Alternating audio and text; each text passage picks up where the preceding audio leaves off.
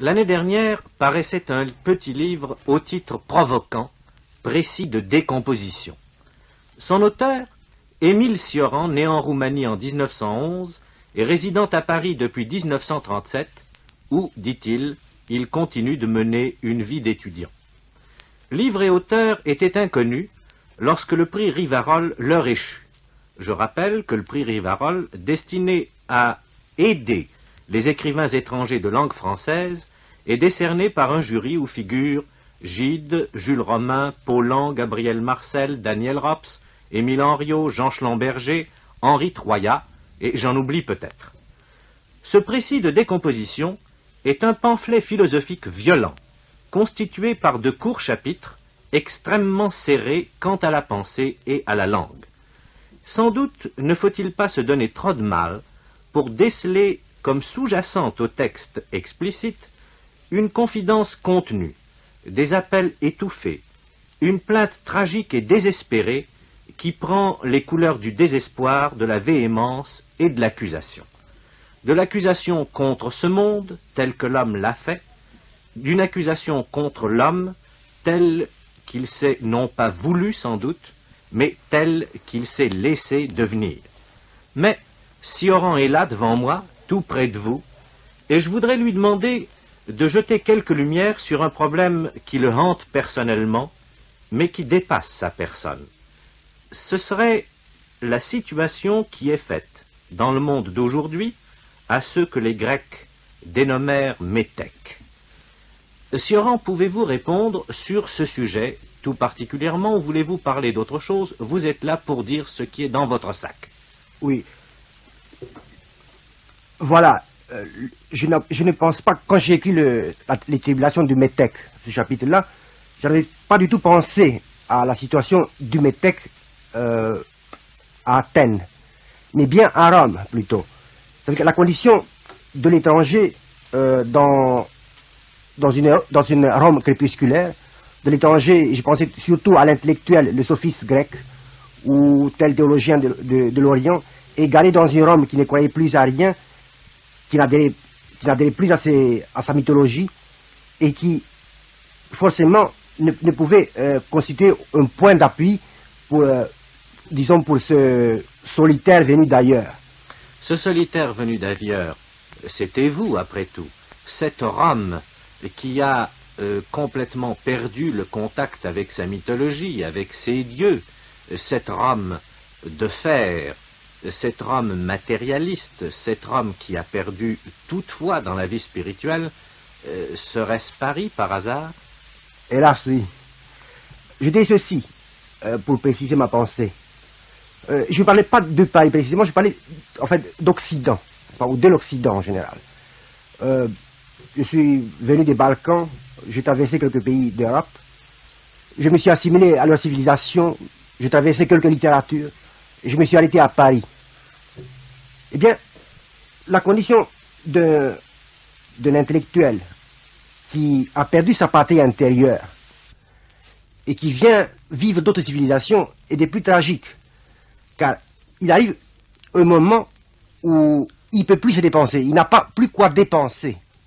Il a gaspillé ses admirations. Et alors le problème tragique se pose, comment s'accorde ce dessèchement intérieur avec le dessèchement d'une civilisation? C'est à peu près mon problème. Mon problème était comment m'installer dans un Occident qui lui-même a perdu sa foi en lui. C'est ce que vous dites dès le début, d'ailleurs, de ce chapitre intitulé « Tribulation d'un métèque ». Vous écrivez « Issu de quelques tribus infortunées, il arpente les boulevards de l'Occident. Amoureux de patries successives, il n'en espère plus aucune. Figé dans un crépuscule intemporel, citoyen du monde et de nul monde, il est inefficace, sans nom et sans vigueur. » Est-ce que vous souscririez encore à cette phrase liminaire? Je crois que si, n'est-ce pas, contre début. Ça veut dire que je voudrais dire ceci, que, voilà, issu d'une tribu quelconque, enfin, de Roumanie, ça n'a aucune importance. Ce qui est important, c'est que, en arpentant ces boulevards de l'Occident, j'entends cela, par cela, en épousant la mélancolie de cet Occident finissant. C'est à peu près ce que j'ai voulu dire par cela. Vous entendez par conséquent que, selon vous, l'Occident est finissant et qu'il apparaît comme finissant aux yeux de quelqu'un qui se pose lui-même comme un oriental, c'est-à-dire vous, Sioran. J'ai une sorte de, plus que, enfin, du pressentiment, j'ai une sorte de certitude, n'est-ce pas? Je crois avoir eu l'intuition depuis longtemps du manque de vitalité de l'Occident, enfin, de sa préparation à l'agonie. Je dirais même ceci, n'est-ce pas? L'Occident est certainement condamné, et inconsciemment tout le monde le sait, mais peu osent l'exprimer, le dire. Mais qu'est-ce qui vous fait dire que l'Occident soit ainsi condamné? Est-ce une référence au fameux livre de Spengler? Certainement, d'un côté. Mais il y a autre chose. Il y a un manque de vitalité qu'on sent partout. Une sorte de volonté de démission. Je n'en parle pas seulement sur le plan politique, ça c'est d'ailleurs secondaire. Je dis, il y a une sorte de dessèchement affectif dans l'Occident, chez l'occidental. C'est-à-dire qu'il y a une sorte d'anémie que j'appellerais pas pernicieuse, mais enfin certainement incurable. Mais enfin, Sioran, ceci c'est une affirmation. Et il n'est pas possible de vous contredire dans la mesure où vous dites que vous sentez cela. Oui. Mais la sensation que vous pouvez en éprouver, j'irai même plus loin, l'expérience même douloureuse et tragique que vous avez pu en faire, ne peut pas ne pas être confirmée par un certain nombre d'observations concrètes, objectives. Est-ce que vous pourriez citer quelques faits sur lesquels se serait étayée la conviction dans laquelle vous êtes? Oui. Vous savez que, intellectuellement, je suis arrivé à peu près à cette vision, disons, d'un Occident finissant, en étudiant par l'étude que j'ai faite plus ou moins de la fin de l'Empire romain. C'était des passions de ma vie. Et en feuilletant un tas de livres là-dessus, surtout le fameux livre de Gibbon, sur le déclin de l'Empire romain, et en lisant les historiens, Suétone, n'importe qui, j'ai trouvé des points de symétrie, en fait, une symétrie frappante entre l'état d'esprit de maintenant et l'état d'esprit de Rome, disons, avant le sac, avant l'invasion d'Alaric. Voilà, sur le plan intellectuel, une sorte d'éclectisme. On n'est plus capable de produire soi-même des idées originales, on les prend ailleurs. Il y a une sorte ensuite, sur le plan religieux même, il y a une sorte comment dirais-je, de vide intérieur. On croit officiellement, extérieurement, ou à l'Église, enfin, sur le plan du catholicisme.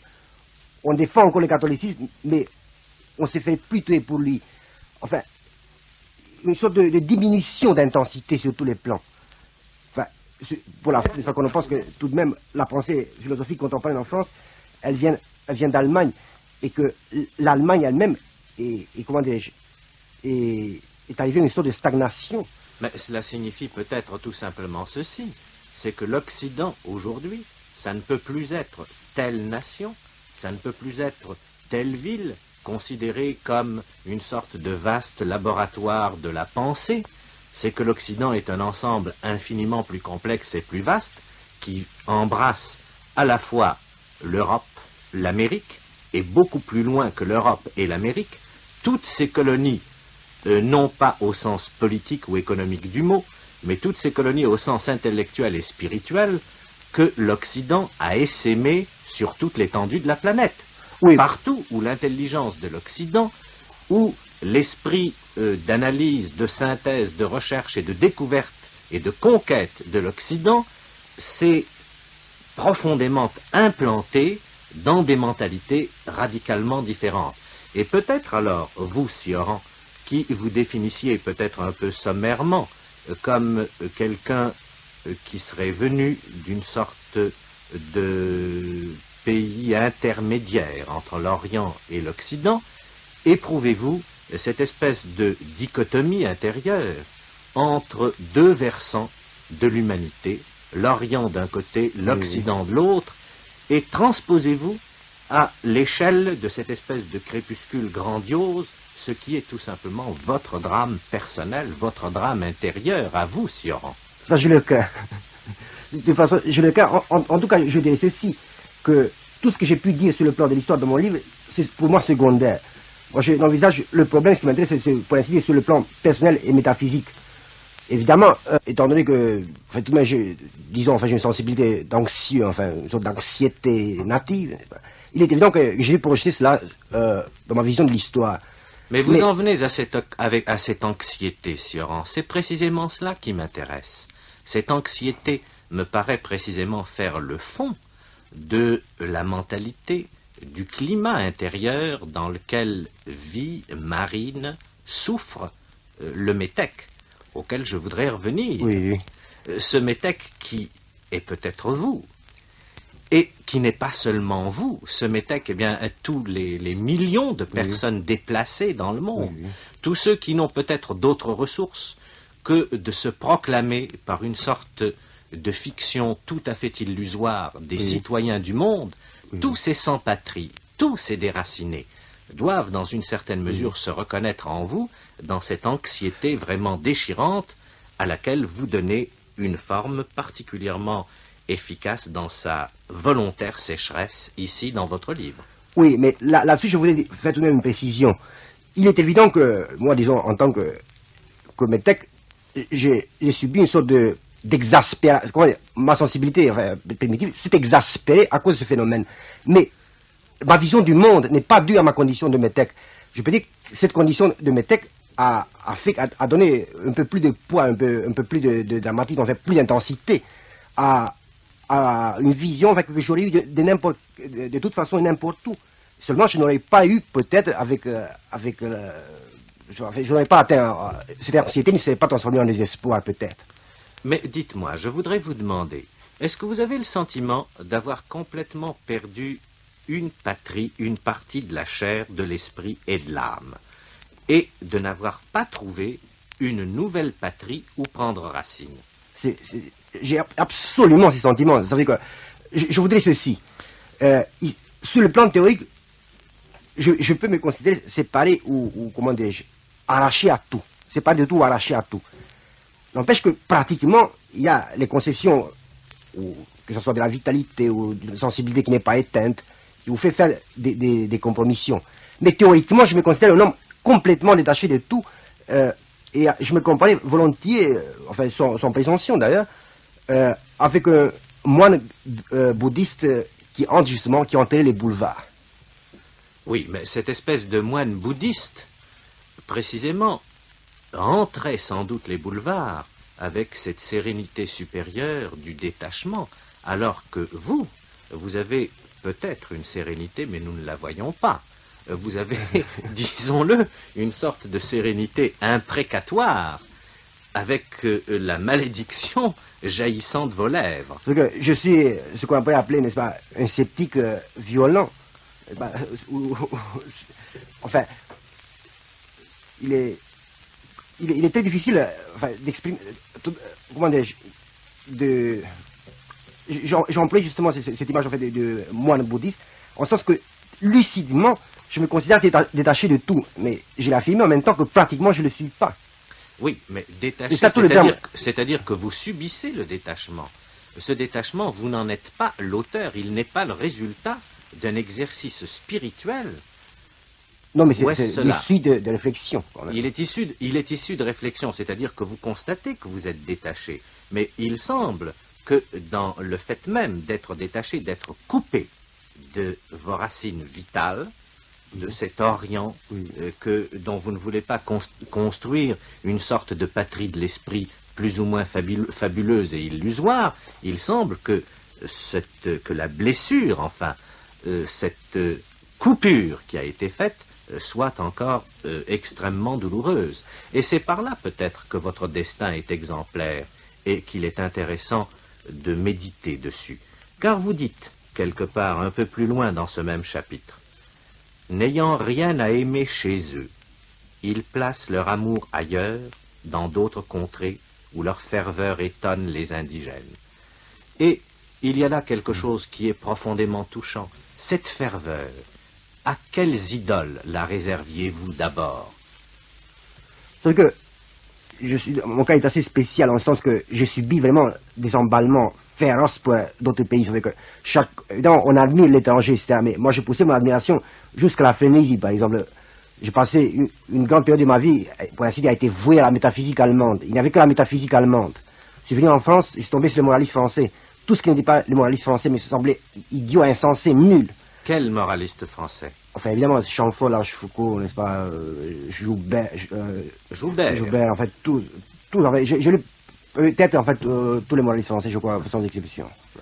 Saint-Évremont, enfin, tout. Oui, et alors ces moralistes français, ou certains philosophes français, comme Bergson, que vous avez étudié tout particulièrement, ont fini par vous décevoir, car vous ajoutez un petit peu plus loin. Trop sollicité, les sentiments s'usent et se dégradent, en premier lieu l'admiration. C'est une chose effroyable que vous dites là. Si l'admiration elle-même s'éteint, si l'admiration elle-même s'use, que reste-t-il?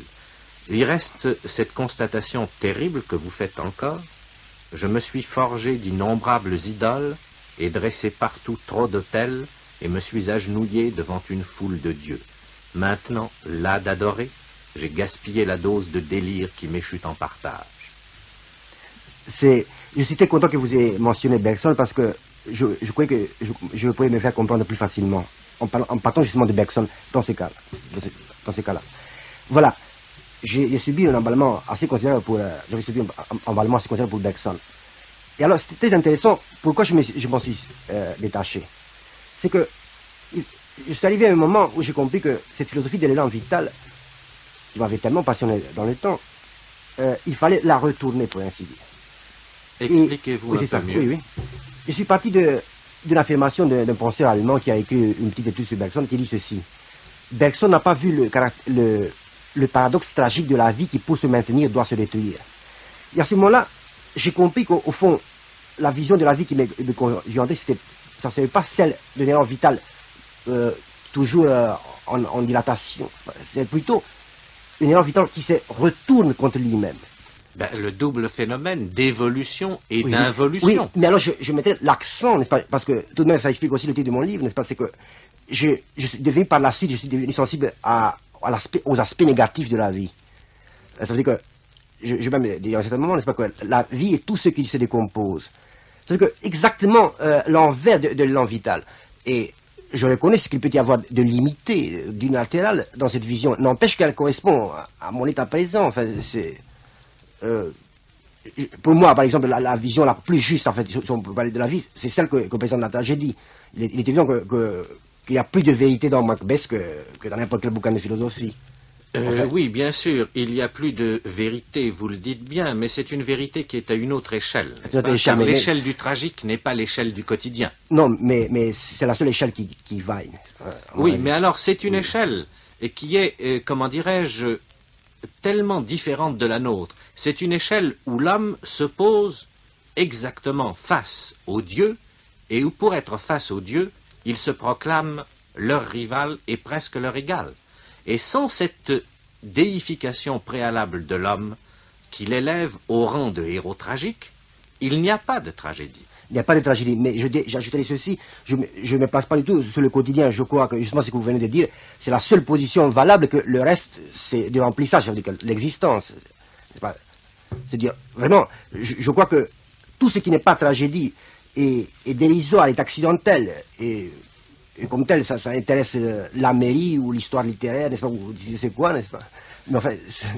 Oui, bien sûr, mais nous sommes un peu loin du problème du métèque tel que j'avais prétendu au début le poser, et j'aimerais bien que nous y revenions avant de terminer cet entretien trop bref et fort difficile, et je m'excuse de vous l'avoir imposé sous cette forme, comment dirais-je, non, ou si peu préparée, qu'on peut la dire tout improvisée. Là d'adorer, dites-vous, le métèque, ayant gaspillé la dose de délire qui lui échute en partage, n'a d'autre ressource que le désespoir. Il a perdu une patrie d'origine, il n'en a pas retrouvé une autre, ni une patrie selon la chair, selon la société, ni même, dites-vous, une patrie selon l'esprit, car au fur et à mesure qu'il donne sa foi et sa ferveur à des dieux, il s'aperçoit que ces dieux ne sont après tout que des idoles, et des idoles de bois pourri qui ne tardent pas à tomber en décomposition. Eh bien, croyez-vous qu'il s'agisse là d'un destin susceptible de généralisation dans le monde actuel? J'ai peur. Je crois, n'est-ce pas, que chacun, enfin, partout, est en train de devenir métèque dans l'univers. Et c'est par ce côté, disons, en fait, généralisé au métaphysique, si vous voulez, que mes divagations peuvent avoir un sens. Je crois vraiment que le métèque tel que je l'ai présenté est sur le point de devenir le modèle et la fatalité plutôt de tous les hommes d'aujourd'hui. Pourquoi? Parce que il est évident que la Terre devient, pour ainsi dire, n'est plus une patrie. Tout le monde, plus ou moins, a le sentiment de quelque chose de provisoire et d'une fin. Ce sentiment d'une fin qui fait que, au fond, plus personne n'a de patrie. Enfin, il n'y a plus de patrie éternelle, il n'y a plus ce sentiment naïf, n'est-ce pas, d'un enracinement quelconque. Et ce sentiment du provisoire qui va devenir forcément un sentiment tragique. Je crois que c'est ça qui explique pourquoi, à mon sens, dans chaque homme, il y a un métèque futur.